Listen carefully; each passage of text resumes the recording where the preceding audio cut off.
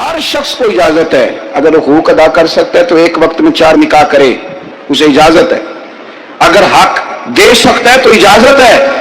مولا علی نے بھی ارادہ کیا سیدہ کی موجودگی میں اللہ کہ میں دوسرا نکاح کر لوں، ساری کائنات کو اجازت ہے۔ تو سیدہ فاطمہ کے دل کو نا تکلیف ہوئی، دوڑی آئی حضور کی بارگاہ میں۔ بی بی صاحبہ نے زندگی بھر کھل کے کوئی بات نہیں کی، آج بھی آئیں تو چپ کر کے بیٹھ گئیں۔ بیٹیاں بڑی پیاری ہوتی ہیں،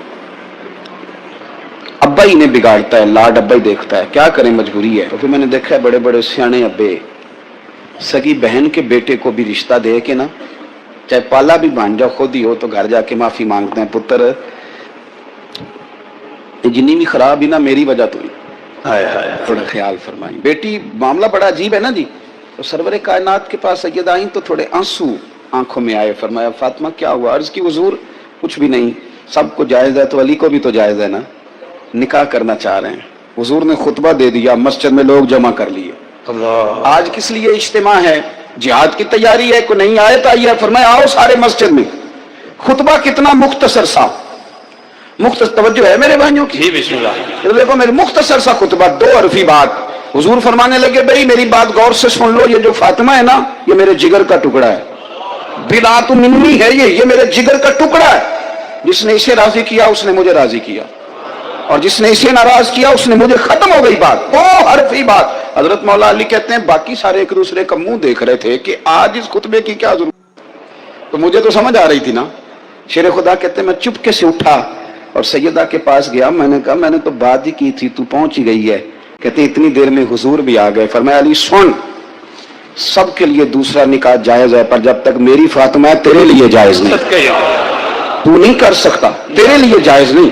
جناب صدیق اکبر کے لیے رسول پاک نے کہا میری وجہ سے چھوڑ نہیں سکتے تھے، سیدہ پاک کے لیے فرمایا جب تک میری بیٹی ہے تیرے لیے جائز ہے۔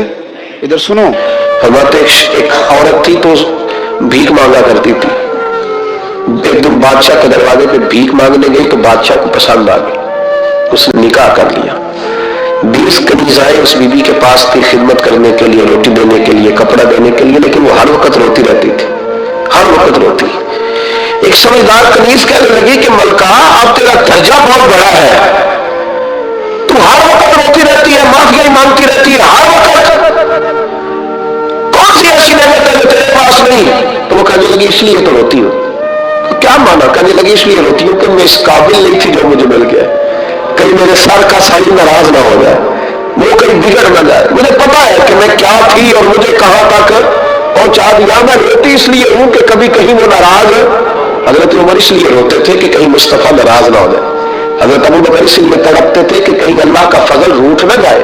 یہ جو مولا علی اپنے کمرے میں بیٹھ کے زور زور سے استغفار پڑھتے تو اس لیے نہیں کہ بڑے پاپ تھے جن کی معاذ اللہ معافی مانگتے تھے، اس لیے کہ رب رسول کہیں ناراض نہ ہو۔ خشیت تھی کہ جہاں ہم پہنچے ہوئے کہیں وہاں سے واپس استغفار بندے کی اللہ سے صلح کرا دیتا ہے۔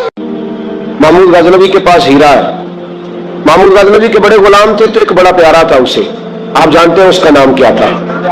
ایاز۔ محمود غزنوی کو بڑا تو حسد شروع ہو جاتا ہے ہر جگہ، اللہ ماشاءاللہ، لوگ کہنے لگے بادشاہ ہر وقت اسی کو پیار کرتا رہتا ہے، ہر وقت اسی کی طرف توجہ کرتا رہتا ہے۔ بادشاہ نے ایک دن آزمانا چاہا، اتنا ہیرا تھا، موٹا ہیرا بادشاہ کے پاس۔ بادشاہ نے ایک وزیر صاحب کو بلایا، کہا یہ اینٹ پکڑو، ہیرے پہ مارو، اسے توڑ دو۔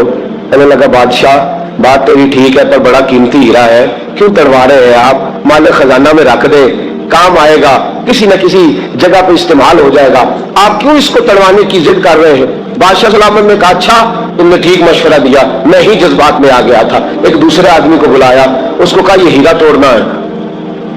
اس نے کہا بادشاہ مجھے لگتا ہے پوری دنیا میں اتنا موٹا ہیرا تیرے پاس ہے، کسی اور کے پاس نہیں ہوگا، یہ توڑنے کی چیز نہیں، تجوری میں سنبھالنے کی چیز ہے، اسے سنبھال کے رکھ۔ تیسرے کو بلایا، چوتھے کو بلایا، جس کو بھی بلاتا رہا وہ بادشاہ کو سمجھاتا رہا، جس کو بلایا بادشاہ کو سمجھایا۔ ایاز کی باری آئی، کہا ایاز ادھر آ، توجہ ہے آپ کی؟ ایاز ادھر آ، یہ ہیرا تو توڑ دے۔ اس نے اینٹ پکڑی، زور سے ماری، ہیرا توڑ دیا۔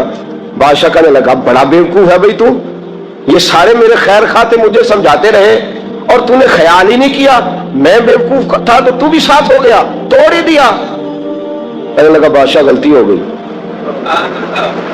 مجھ سے غلطی ہو گئی، مجھے نہیں توڑنا چاہیے۔ اس نے کہا اچھا چل چھوڑ، ایک بات بتا، تیرے سامنے جو سب مجھے مشورے دے رہے تھے تو نے کیوں نہیں دیا؟